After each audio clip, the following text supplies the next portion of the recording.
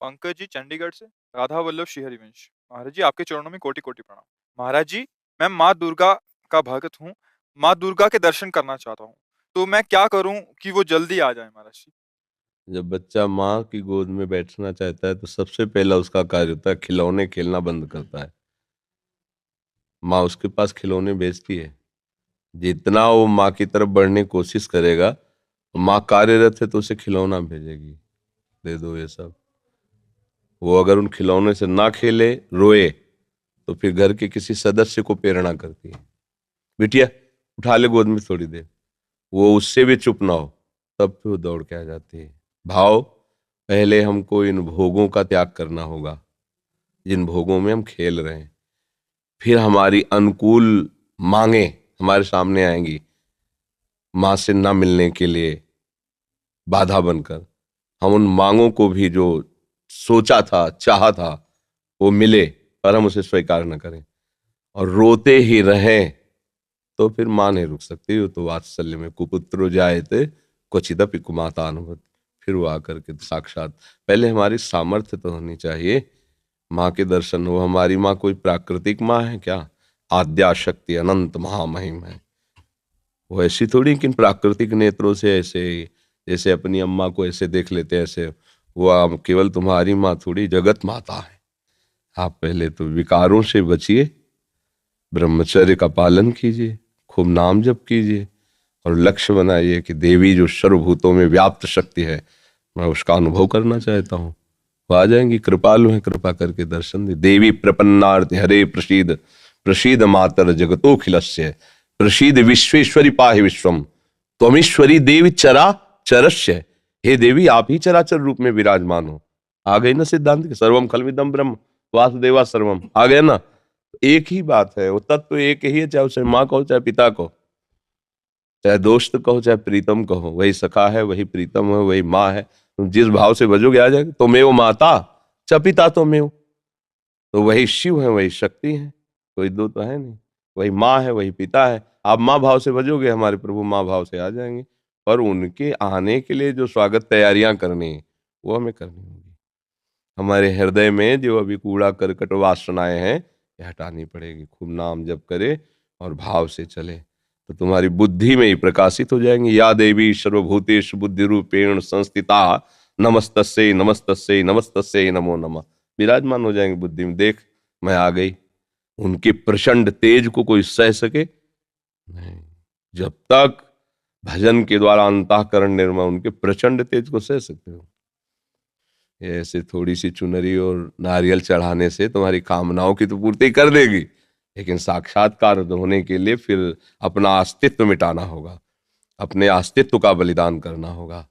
अस्तित्व का बलिदान, पूर्ण समर्पण और उन्हीं का केवल चिंतन, आ जाएंगे। क्योंकि वही है, दूसरा कोई है नहीं। हमारी दृष्टि में सब एक ही परमात्मा है। उसे किसी भी नाम रूप से आप पूज कर प्राप्त कर लो, वही है, दूसरा कोई है नहीं। समझ गए?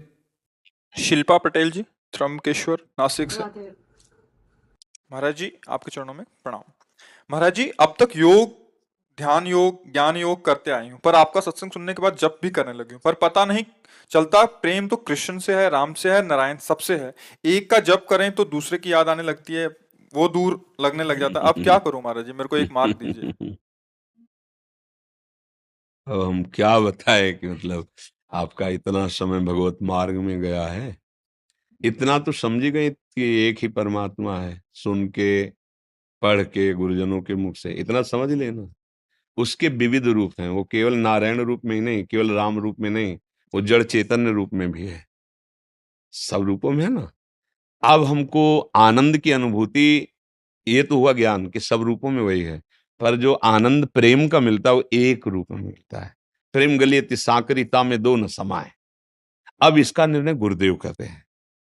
जो गुरुदेव नाम देते हैं, जो गुरुदेव इष्ट भाव देते हैं, इष्ट का नाम, इष्ट का रूप, इष्ट की उपासना, बस अब उसमें हमें फिर अब जैसे हमें चर्चा करेंगे तो आप कोई भी कहीं का भी, तो चर्चा में तो सब कुछ करेंगे, लेकिन हमारे चिंतन का जो विषय होगा वो सब कुछ नहीं होगा, वो गुरु प्रदत्त होगा।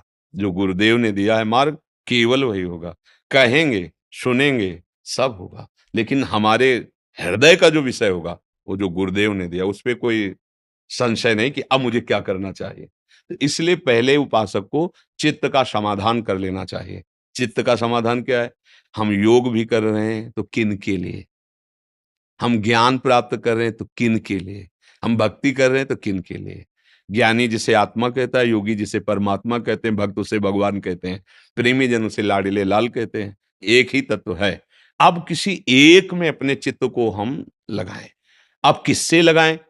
इसीलिए गुरु वरण किया जाता है कि जो गुरु जी ने नाम दे दिया, जो रूप दे दिया, अब हमको उसी पे पूरी तन्मयता कर लेनी है। और उस पे तन्मयता है, इसलिए कोई नाराज हो जाएगा, ये बात खत्म हो जाती है कि अगर हमने इनकी पूजा नहीं की तो कल ये नाराज हो जाएंगे, क्योंकि वो कोई और है नहीं, मेरे ही इष्ट सब रूपों में है।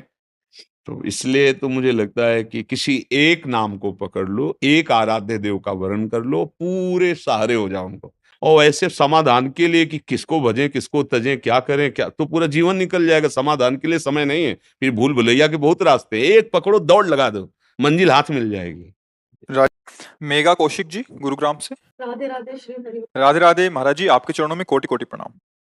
महाराज जी, जब कोई सांसारिक परेशानी या विपत्ति आती है, शुरू में सत्संग की कृपा से मन में आता है कि श्री जी है ना, संभाल लेंगी, और मन शांत भी हो जाता है। पर समस्या लंबे समय तक बनी रहती है या उसका प्रभाव बढ़ जाता है तो धीरे धीरे ध्यान ना चाहते हुए भी उसकी चिंता में जाने लग जाता है। ऐसी परिस्थिति में मन को चिंता से कैसे हटाएं? नाम कोई है सोई जो राम रची राखा, को करी तर्क बढ़ावई शाखा, अस कही जपन लगे हरि नामा।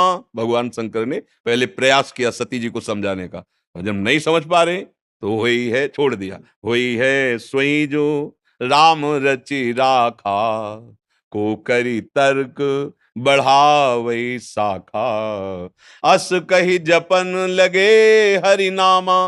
देखो करके, विपत्ति किसे कहते हैं हमें समझे में नहीं आता। हनुमान जी ने बताया वो विपत्ति कहते हैं। का हनुमंत विपत्ति प्रभु सोई, जब तो सुमिरन भजन न होई। ये है, यही है, तभी परेशान हूं।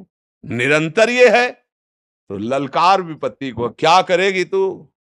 शरीर नष्ट करवाएगी, क्या करेगी? ये तो नष्ट युगा, अजर अमर थोड़ी है।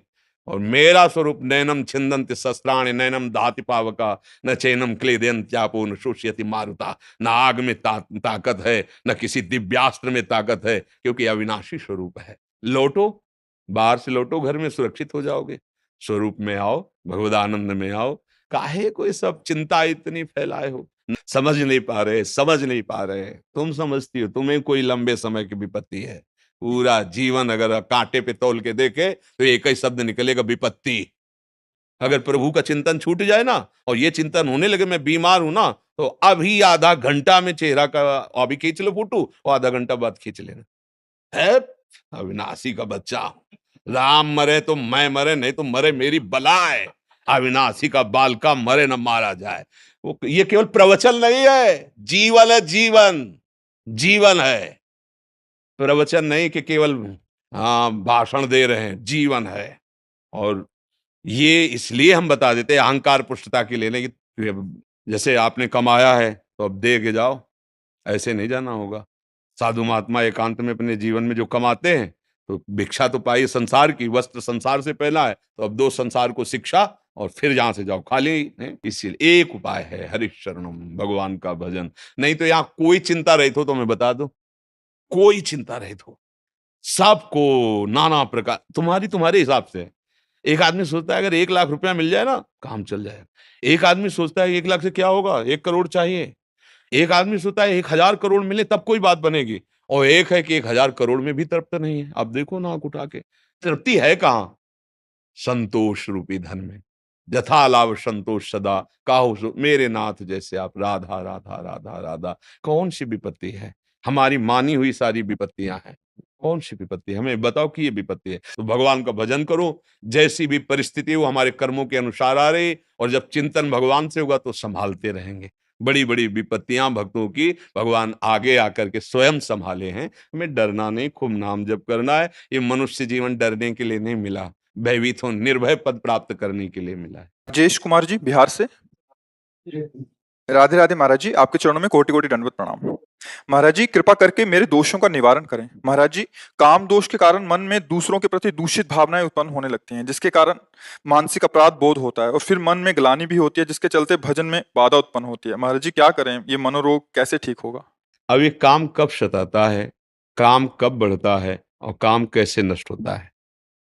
जब हमारे देहाभिमान में ये बात बैठ जाती, मैं स्त्री हूं और मैं पुरुष हूं, अब आपको कामना सताएगी। और जब हम काम का चिंतन करेंगे, काम का दर्शन करेंगे, काम की बातें श्रवण करेंगे, मनन करेंगे, तो काम जो चिंगारी स्वरूप है, उस ज्वाला स्वरूप हो जाएगा। अर्थात कोआ मदांधो मदना तुरोवा, वो आपको अंधा कर देगा। जब ये अपने स्वरूप में आएगा तो आप ये नहीं देख पाओगे क्या करना चाहिए, क्या नहीं करना चाहिए। प्रायः हर अंतःकरण में इसका प्रभाव होता है, कोई किसी एक विशेष व्यक्ति नहीं, हर अंतःकरण है, सबके लख बिरले पाए। अब जब हम साधन पथ की तरफ चरण पधराए गुरु कृपा से, तब समझ में आया कि मेरे अंदर तो काम है। अब ये ढूंढना कि मेरे में कहाँ काम है, बड़ा सूक्ष्म विषय है। अब ये अंतःकरण के अहम रूपी घर में ही रहता है जो काम है, ये वही। जैसे अभी इस समय आपके कहाँ काम है, क्योंकि आपके अंतःकरण का जो निश्चय है, बुद्धि ने निश्चय किया साधु समागम करना है, मन ने मनन किया, चित्त ने चिंतन किया, आम ने स्वीकार के लिए आके बैठ गए। अब कहाँ काम है? बोलो, इस समय तुम काम पीड़ित हो? नहीं। इसका मतलब नहीं है ना, वो स्थायी है नहीं, वो आने जाने वाला है। बात पकड़, बहुत सूक्ष्मता से पकड़ना, तब समझ पाओगे। आने जाने वाला है, वो स्थायी नहीं रहता है। ठीक है, अब आता कहाँ है? अभी हम जब भगवान की चर्चा कोई भावात्मक करें तो आपके आंसू आ जाएंगे, कोई धर्म की हानि करने वाले दुष्ट की चर्चा करें तो आपको रोष आ जाएगा। ऐसे ही अभी काम की चर्चा करें तो काम, काम का दृश्य देखें तो काम, काम कामी पुरुषों का संग करें, कामी शरीरों का संग करें तो काम। संग, संभाषण, दर्शन और आंतरिक मनन, और बन गया संकल्प। संकल्प बनते ही क्रिया करो या ना करो, आप नष्ट हो गए। जैसे स्वप्न दोष आदि है ना, कोई क्रिया नहीं होती पर संकल्प बन गया स्वप्न में ही, और वो ये संकल्प मिटालना होगा मन का। यहां इतनी बड़ी गलती हो गई कि हमने मन को, अंतःकरण को मैं मानकर तदात्म कर लिया है। बस भैया, जब तक ये तदात्म वाली बात समझ में नहीं आएगी, तब तक कोई जादू टोना औषधि नहीं पैदा हुई कि तुम्हारे काम को मिटा दे। बहुत सूक्ष्मता से समझा, ये काम आदि दोष औषधियों से नहीं मिटते, ये अध्यात्म से मिटते हैं। अज्ञान नष्ट होने पर ही कामना का नाश हो जाता है।